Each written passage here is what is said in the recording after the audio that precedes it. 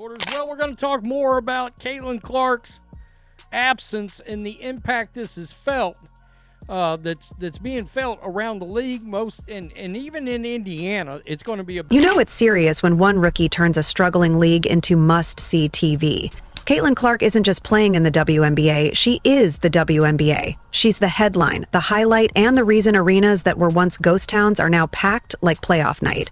Without her, half the media wouldn't even spell WNBA right. And those ratings? Let's just say ESPN would build her a statue mid-season if it meant she stayed healthy. Caitlin's not carrying the league, she's dragging it into a new era, heels on and receipts ready.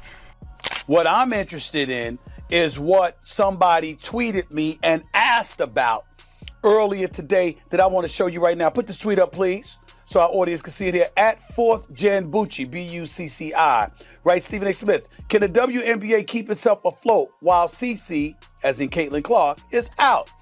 We're talking jaw-dropping, champagne-willing, execs-doing, victory laps TV numbers. Viewership the WNBA probably thought had gone the way of VHS tapes. Suddenly, folks who hadn't watched women's hoops since Lisa Leslie dunked in tube socks are glued to their screens like it's Game 7 of the NBA Finals. Remote controls across America are practically breaking down just to keep up with Caitlin Clark's every move. And yet, here comes the WNBA leadership acting like she's just another name on the roster. Caitlin is a walking ratings bonanza, and the league's treating her like they just found her in a clearance bin next to expired Chuck E. Cheese tokens. To be here with you guys today, the ratings are out. Indiana Fever versus the New York Liberty, Caitlin Clark's most recent game on cable TV. And on top of that, the WNBA, desperate to sell. Let's call it what it is. The WNBA didn't roll out the red carpet. They tossed down a travel blanket and said good luck. Commercial flights, back-to-back games that would break a Navy SEAL, and respect levels hovering somewhere between DMV visits and expired coupons. Caitlin Clark isn't just shining. She's dragging an entire league uphill while catching elbows like she's in a bar fight. Teammates throwing shade, opponents throwing shoulders, and now she's hurt. And suddenly, all that media buzz and league love vanished, silent as a missed free throw in an empty gym. If this is VIP treatment, what's happening to everyone else? I'm not going to ignore, nor am I going to take my eyes off of what transpires with the WNBA over the next 2 weeks while Caitlin Clark is out with the quad strain. And the reason why is because, let me tell you something right now, I'm not going to go to word hate. I'm not going to be out there like RG3 was saying that Angel Reese hates Caitlin Clark or other players hate Caitlin Clark. But I will say this. I don't think it's specific about Caitlin Clark. I think it's what Caitlin Clark represents. See, it's no fault of Caitlin Clark. Caitlin Clark balled. She balled at Iowa in college. She's balled since she's been in the NBA. She came into the league last year with no break whatsoever between the college game and the pro game and did her thing. Ended up as an all-star, ended up being 4th in the league in MVP voting, was the clear winner for Rookie of the Year. No competition whatsoever in that regard when it was really all said and done. We know what she brings to the table. Caitlin Clark has just been ruled out for the next 2 weeks, and ticket sales are already down 75%. So if you didn't know, Caitlin Clark injured her hamstring and is out for the next 2 weeks, including 2 road games. One of those games being against the Chicago Sky and Angel Reese, where they have a very heated rivalry. Just 2 days ago, the cheapest ticket to get into the Chicago Sky versus Indiana Fever game was $86, and now it's down to $25. This is also against the same person who said the reason people come to watch the WNBA is because of her, talking about Angel Reese, but she cannot even keep the ticket prices up. The teams that Caitlin Clark was supposed to play against over these next 2 weeks also already rented out a bigger stadium because of how many people they were expecting to have show up to see Caitlin Clark play. And because the WNBA is only about 40 games, she is missing a huge chunk of time with being out 2 weeks in. You could almost feel the panic spreading through WNBA headquarters. One sprained ankle, and the league is scrambling like they've just dropped a baby in a swimming pool. Caitlin's absence isn't just a loss of highlights. It's a blow to the league's relevance. Without her, games feel quieter, like gymnasiums echoing in empty halls. With attendance dropping so low you can hear players' thoughts, it's not just about the play. It's about the excitement, the buzz, the energy she brings that keeps fans engaged. Without her, the WNBA struggles to maintain momentum, like trying to sell water in a rainstorm, desperate and unlikely to succeed. Oh boy, WNBA fans, y'all are screwed. Look at that. Caitlin Clark is out 2 weeks. 2 weeks. Do you know how bad the WNBA ratings are going to be for the next 2 weeks? Nobody watches the WNBA at all if it's not for Caitlin Clark in the first place. Now that she is hurt, who in the world is going to watch these games? Who in the world is going to watch a WNBA game without the biggest star the sport has seen ever? Like, this is going to be hilarious the next couple of weeks when these ABC stations, TNT, ESPN, see how bad the ratings are when Caitlin Clark isn't playing, and then all the players are going to see, oh wow, we actually need Caitlin Clark to play in these games for us to try to make money. Meanwhile, social media is practically holding a candlelight vigil.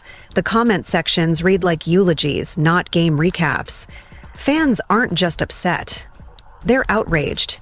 Because this injury didn't come out of nowhere. It was predictable. Obvious, even. You treat your biggest star like a pack mule, back-to-back games, coast-to-coast travel, barely any rest, and then act shocked when she breaks down? Caitlin Clark hasn't been given a platform. She's been handed a circus tent and told to keep the show going solo. She's expected to pull off miracles, while everyone else watches from the bleachers, sipping Gatorade and acting like she should be grateful for the opportunity. But here's the kicker. Caitlin's not just a player, she's the entire broadcast. Her games don't just trend, they explode. Ratings skyrocket, ticket prices soar, and even the nacho sales go up. When she's on the floor, it's a spectacle. When she's not, the energy dips so hard it could trigger a brownout. TV ratings crater, crowd noise fizzles, and everyone suddenly remembers they have errands to run. Caitlin's a one-to-many player, and many a one Sunday night, errands are nonsense. It's just nice to be honest and bored. Let's be honest. Without Caitlin, the WNBA's box office magic dries up fast. That's not just star power. That's economic gravity. And the league better start treating it accordingly. Caitlin Clark effect is real. Caitlin Clark effect is alive and well, but unfortunately for the WNBA, she's now out for a minimum of 2 weeks before she gets reevaluated. So they might not see numbers like this for quite some time. This next Indiana Fever versus Chicago Sky game, June 7th, I believe, that's going to be on CBS as well. You think that's going to draw 2.7? I can assure you it won't. You think that's going to draw over 2 million? I can assure you that won't. So what does the WNBA do in response? They throw her straight into the fire. And by fire, we mean defenders with the finesse and subtlety of a wrecking ball on a caffeine rush. Caitlin Clark, the league's biggest draw in years, is thrust into the lion's den with a target on her back and a neon sign flashing "Please foul me" repeatedly. Protection on the court? That's adorable. The referees seem to be handing out coupons for one free hard foul like it's a promotional giveaway. Now that she's injured, the league's response? The classic shrug and pivot, desperately searching for the next headline grabber. Spoiler alert, there isn't one. The moment Caitlin hit the floor clutching her injury, the momentum that had been building like a freight train came to an abrupt halt. The energy, the buzz, the rating surge, all evaporated instantly. The WNBA gambled on her star power without safeguarding their investment, and now they're learning a tough lesson. You don't build a league by breaking your brightest star. Protecting your talent isn't just smart, it's essential for long-term success. We need her to play for us to get views, so maybe we should stop hurting her. Oh, maybe they'll finally see that they need Caitlin Clark. I mean, I can't believe we even have to discuss this, that she's even, if you don't think she's the biggest star in the sport, you're delusional. This girl carries not only her team, but her sport and her league. She carries the league. and you're going If you thought the Indiana Fever didn't feel Caitlin Clark's absence immediately, you were mistaken. Their latest game against the Washington Mystics was a painful spectacle, like watching a chicken trying to operate a jet ski. Confused, chaotic, and nowhere near winning any awards. The Fever lost that 183-77, and you could practically taste the desperation thick in the air. The players looked like they were waiting for Caitlin to suddenly emerge from a Gatorade cooler and pull off a miracle save. Spoiler. No such luck. Without her, the Fever's offense moved slower than dial-up internet in the age of fiber optics. The defense? More absent than a sitcom dad who forgot to show up. Shots were missed like they were allergic to the basket itself. The rhythm was completely off, spacing was tragic, and the energy? Like trying to power a roller coaster with a single AA battery. Without Caitlin's spark, the Fever struggles to find their footing, their confidence shaken, and their game suffering as a result. It's clear that her presence isn't just about scoring. It's the heartbeat that keeps the team alive and competitive. I just had the miserable task of watching the Indiana Fever play basketball without Caitlin Clark. There were a whole lot of things wrong with this game on the basketball side of things. Obviously, the Indiana Fever's interior defense was horrible. If you watched this game, you saw them give up, I think, over 50 points in the paint. Aaliyah Boston looked like a cone down there. It was literally horrible to watch. I haven't seen a team play that bad interior defense in a long time. They were not even trying. It's like Caitlin Clark wasn't playing out there, and they decided, you know what, since Caitlin Clark isn't playing, we're not even going to try. We know we're going to lose. It was horrible to watch. This is a game you could have won against the youngest team in the league. You're playing against a bunch of rookies out there. This was a winnable game for the Indiana Fever. This team, mind you, with Caitlin Clark, literally lost by 2 to the New York Liberty, which is the championship team last year. And without Caitlin Clark, you look trash out there. And it's not even that they look trash. They are boring. Absolutely. Everyone gave it their all. But let's be honest. This game revealed a Caitlin-sized void that no amount of hustle or grit could fill. You simply can't replace that kind of presence with effort alone. No one on the Fever drew defenders like she does, constantly forcing opponents to adjust and scramble. No one created those clutch moments that can turn the tide when everything seems lost. Most importantly, no one ignited that elusive spark, the hey, maybe we can pull this off feeling, that keeps a team believing deep into the fourth quarter. Instead, the Fever looked like they were running on fumes, desperately trying to fill the Caitlin-shaped hole with a collective, "We got this," which more resembled a pleading whisper than a battle cry. Their performance was a clear cry for her return, louder than a rom-com ex holding a boombox outside your window, desperate, hopeful, and painfully obvious. Meanwhile, the Mystics sensed blood in the water and didn't just win, they outright dominated. Watching them was like witnessing a school of piranhas discover a lone, vulnerable fish. The Fever team, without Caitlin, exposed and helpless. Her absence was impossible to ignore, and the game served as a stark reminder. One player's impact can define an entire team's fate.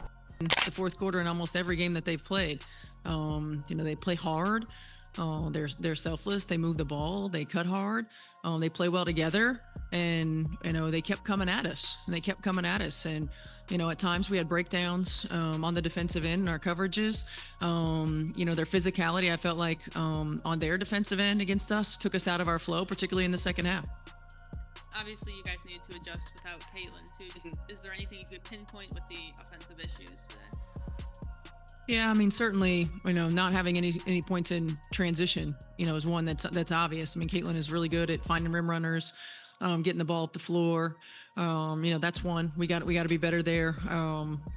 Not relying so heavily on dribble handoffs and on-ball screens. And I know we talked about. They sensed weakness and pounced on it with ruthless precision.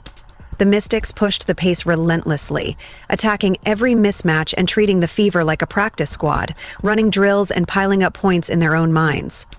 The final score of 83-77 may have looked somewhat respectable, but it hardly told the full story. The game was more of a demolition disguised behind a close scoreboard. The Mystics seemed always a step ahead, moving as if they had seen every play before it even unfolded. The Fever, on the other hand, appeared like students desperately trying to catch up on a pop quiz, with the answers already scribbled on the board. It was painfully obvious. Without Caitlin, this Fever team was incomplete. They lacked her creative spark, the defensive stability she provides, and the inspirational leadership that fuels their effort. Despite fighting hard, the Mystics' hunger and ruthlessness served as a brutal reminder that sometimes missing that crucial piece turns a battle into a surrender. No matter how much heart the remaining players put into it, Caitlyn's absence left a void that no amount of effort could fully fill. Just embarrassing.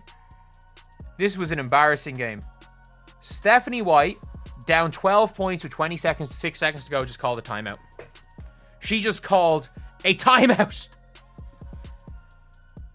This was a absolute embarrassment. An embarrassing performance from the Indiana Fever. Now that she's sidelined by injury, both the team and the league are caught in a strange state of denial and regret. You can almost hear the boardroom discussions. Maybe we should have let her take more breaks. Maybe scheduling 10 games in 14 days wasn't such a great idea. Maybe players are human after all.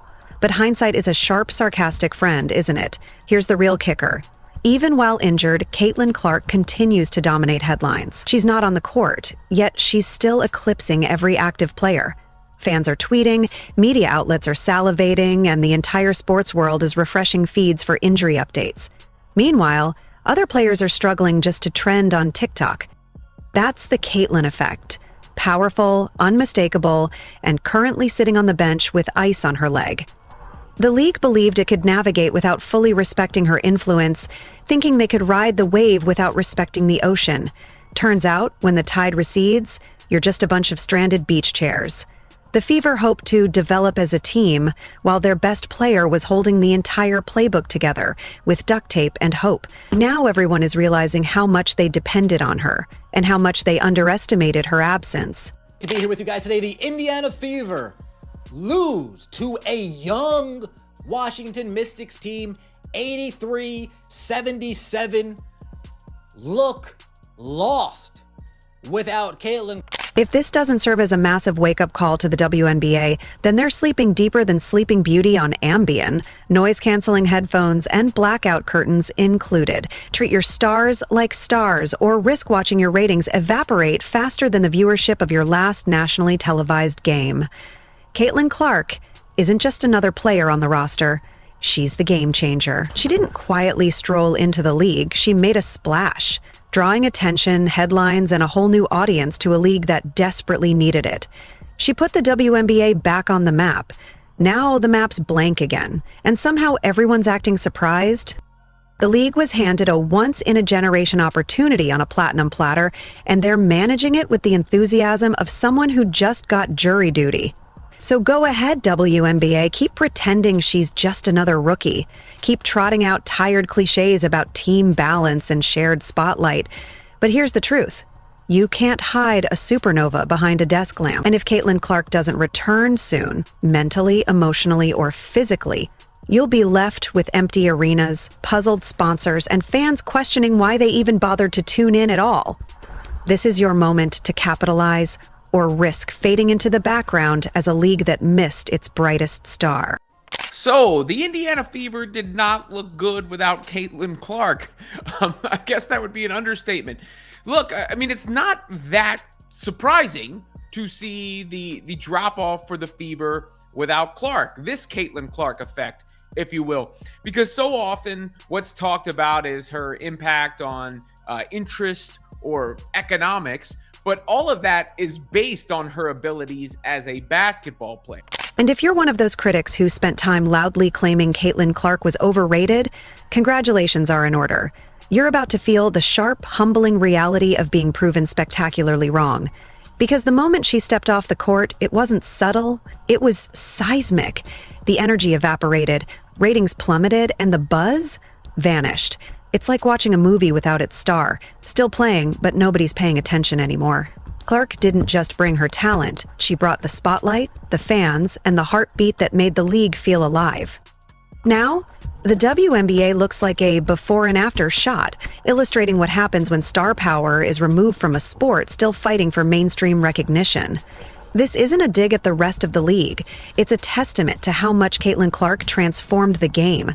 She didn't just join the WNBA, she breathed new life into it. And now, with her temporarily gone, the The stark contrast is impossible to ignore. So go ahead, keep calling her overrated. Just know you're doing it from a silent room where all the excitement and energy have left with her. The league's vitality, its relevance, and its future all seem to hang in the balance, waiting for her return to reignite the spark she ignited in all of us. If you enjoyed leaving a like and subscribing, more videos are on the screen now.